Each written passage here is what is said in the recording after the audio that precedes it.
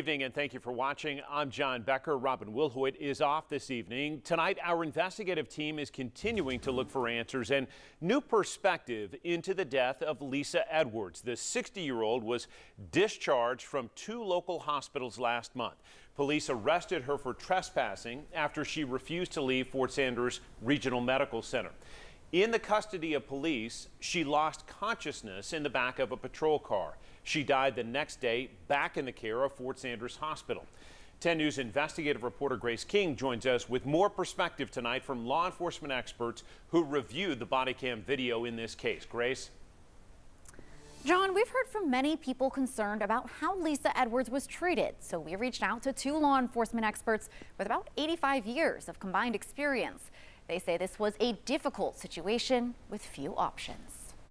Hey, we've got a trespasser on site she's going to need to be removed. She's refusing to leave property. It starts with this call from Fort Sanders Regional Medical Center. She's sitting in a wheelchair. She's covered in some blankets. Police arrive and try to coax Lisa Edwards into leaving. You got to leave, though. They want you gone. It's kind of a nightmare case for the police. John Jay College of Criminal Justice professor Dennis Kenney says he's been involved in policing for 50 years.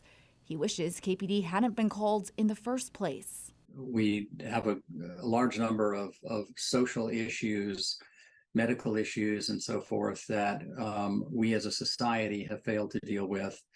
And so then we tend to try to offload those on the police, even though they're not particularly well qualified.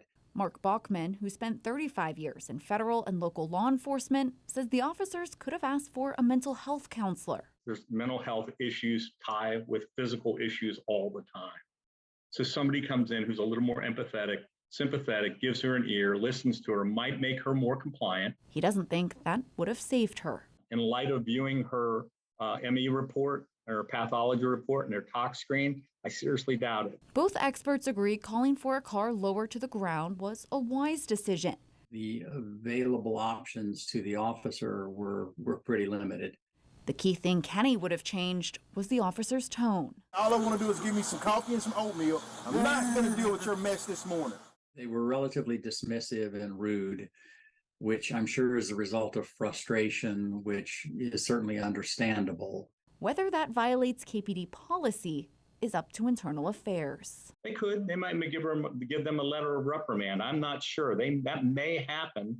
I don't believe ultimately that at the end of the day they did anything wrong. I would say this, instead of looking at this as a failure of policing, that it's a failure of the medical profession.